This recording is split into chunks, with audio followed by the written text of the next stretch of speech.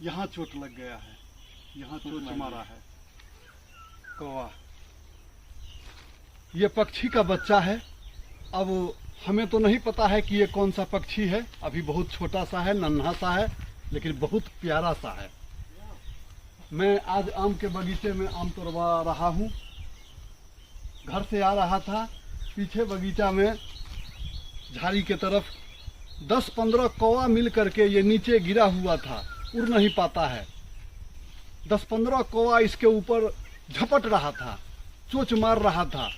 कौवा का आवाज़ में सुना, फिर मैं उधर गया तो देखा इस नन्हा सा पक्षी को जो चिल्ला रही थी अपने भाषा में, और कौवा सब इसे उड़ उड़ के चोंच मार रहा था।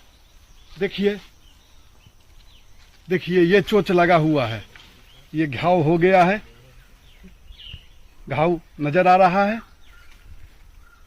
अब मैं इसे घर ले जाऊंगा और अपने से बुजुर्ग व्यक्ति से पूछूंगा कि भाई इसे कौवा चोंच मारा है, ये कैसे ठीक होगा। अगर ठीक हो जाए कोई तरीका बताओ, तजुर्बा बताओ। तो गांव परिवार में, समाज में सब तरह के आदमी हैं, सबके पास सब तरह का ज्ञान है, वो तो हम सब जानते हैं। जो जिस लाइन में है उस